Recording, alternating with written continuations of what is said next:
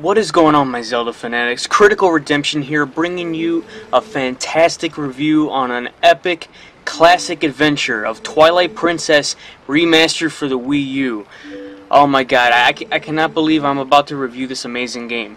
I mean, the story itself is certainly a highlight, with appreciation for it renewed when revisiting a remastered edition. We step back into the themes of loyalty, friendship, greed, and an unusual experience. Here you see Link as you've never seen him before.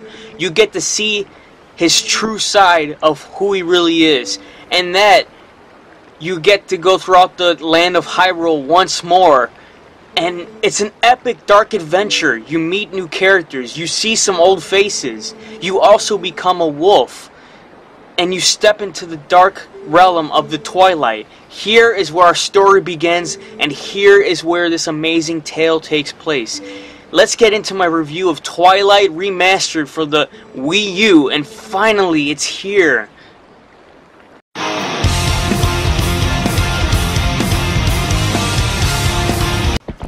What's interesting about Twilight Princess is its dual identity as late arrival on the GameCube and launch title on Wii.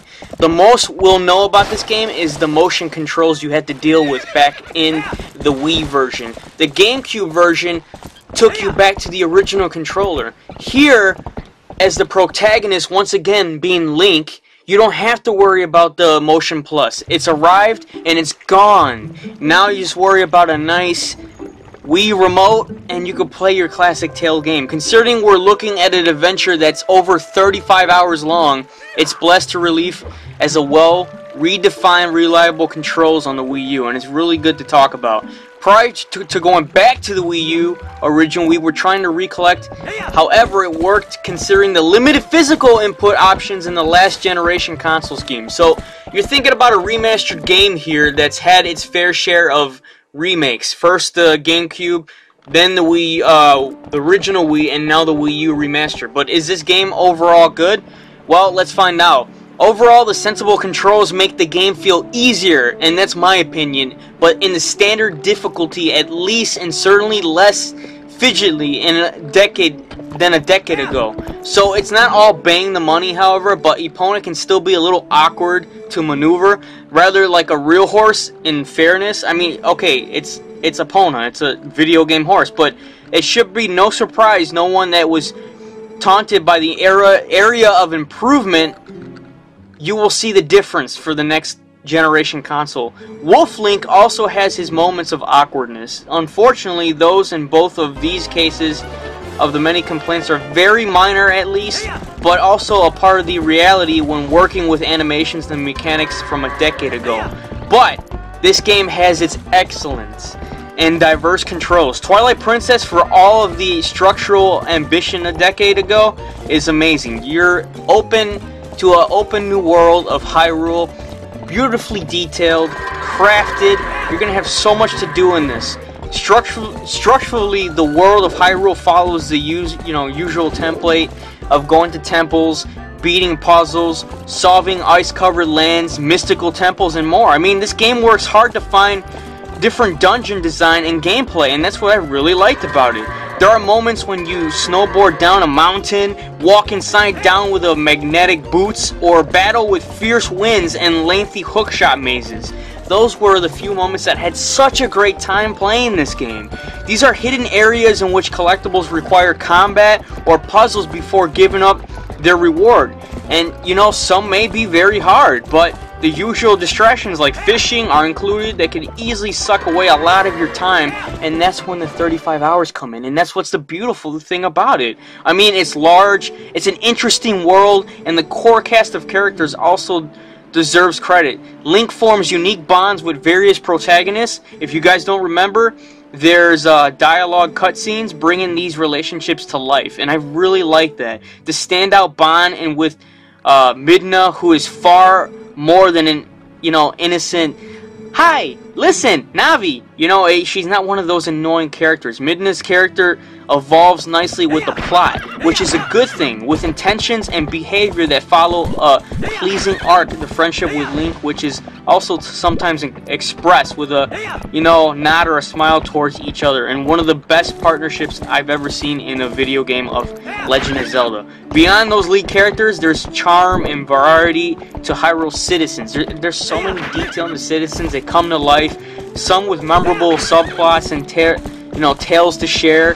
Zant, for example, is quirky villain, and he's really freaking cool. The storyline itself is certainly a highlight, with appreciation for its renewed capture of the remastered themes of loyalty, friendship, power, and greed. Like I said, there's so many things to throw in. Some nods to westerns, the Zelda franchise, you know, own sense of drama you'll see within this game, and you're left with a game full of heart. And that's something that's not done so well in these upcoming video games. But you're looking at a remastered edition, which is quite impressive. But of course, tough question, with any HD remaster, is it worth spending a full retail price to experience this? Well, for those that haven't played Twilight Princess before, the answer is a simple yes. The audience has played it beforehand, though it has various features and upgrades to help inform that decision. And this is where I'm coming in to help you make that decision. Not only do you get the remastered edition, but you also get Link in amiibo form of the wolf, with Midna sitting on top of him. And what that does for you is you put that on your Wii controller and you're able to access a new level, and it's a new challenge level. It's a cave of wonders or something like that in that nature. But you'll have to fight tons of villains, and it's very hard, but it could be the easiest thing if you just get the wolf amiibo, and that's a $60 price range, but it's worth it. In terms of visuals, everything is beautiful. The gameplay is awesome. The Wolf Link, I said it has some setbacks, but it's a lot of fun being Wolf Link. And also a new thing they did within this, the change of being Wolf Link versus being Adult Link. You'll be if you remember back in the GameCube days, you were forced to press a button and then pick an option if you wanted to go back to Wolf Link or to regular Link in his regular human form. Well, in this game, you just press on the control, you press one button, and all of a sudden he transforms back into Link or transforms into Wolf Link, which is a great advancement. And it's something that is, you know, a little minor thing, but it changes a lot in the gameplay department, and that's what I really liked about this. The gameplay is awesome. You'll have tons of fun adventuring throughout the whole world of Hyrule, solving puzzles and going through all these hard levels. The water temple is hard. Do not be scared by it. You will be able to figure it out.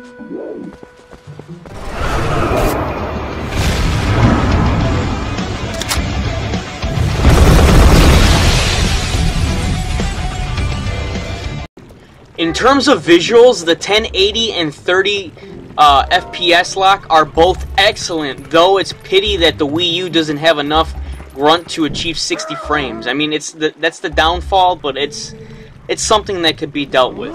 The excellent work in improving textures, and once we snapped out of our mind-eye perspective, how they locked on the Wii U was the appreciated thing on the Wii U itself. HD is truly beautiful. On the flip side, you know, there's some few minor gripes that I could get over with, but beyond that, it's a beautiful remake and something that you do not want to miss.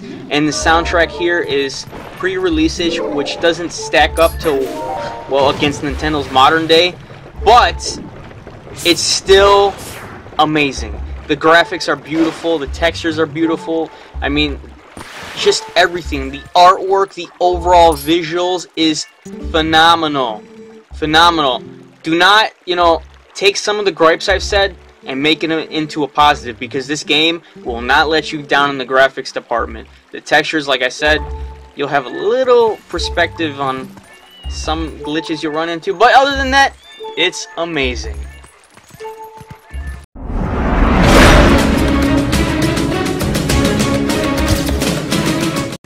So as I stated previously before I began this review, you have the Wolf Amiibo link and also the gamepad. The implementation of the amiibo works well. The Wolf Link amiibo unlocks the Cave of Shadows, a challenge area of which similar equivalent existed in the originals, and that's something that will make you want to get this.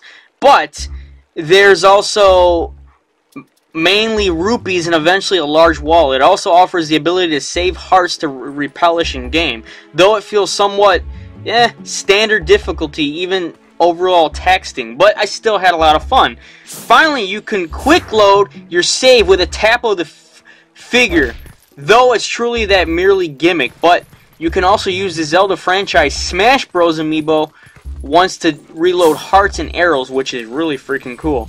The hero mode availability from the stage in the start is a smart decision, giving a notable challenge for those that desire in from the beginning. So, let's say as for the amiibo implementation, it's easily ignored. Thankfully, the game doesn't push it heavily, mentioning the features once after the prologue, and simply leaving an amiibo area in the main menu. So that's up to you if you want to use the amiibo or not. Conclusion, The Legend of Zelda Twilight Princess HD is an excellent addition to the Wii U library.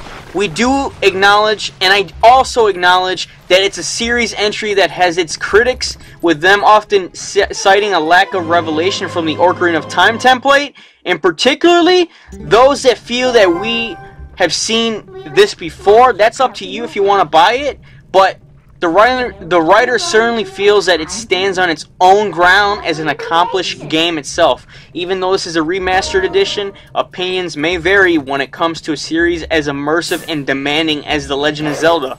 But beyond that, this is a great, attractive remastered with some nice additions, improved controls, visual, and an enjoyable extra for fans like myself. It's a deep, involving 30-plus hour adventure which draws the player in with plenty of honesty, and so we're certainly glad, and I am certainly glad that I got to review this for you guys, because this game gets a 10 out of 10 for me. One of the best Zelda games, next to Ocarina of Time, next to Majora's Mask, next to Wind Waker. This game alone stands next to Ocarina of Time for me. This game was amazing, and this remastered edition, I highly recommend you pick it up. And also, if you're an amiibo collector, definitely pick it up with that $59.99 price range. And don't forget to always comment, rate, subscribe. I really appreciate all the subs and everything, all my fans and knights. I thank you so much for watching my review, and I will be back with Legend of Zelda.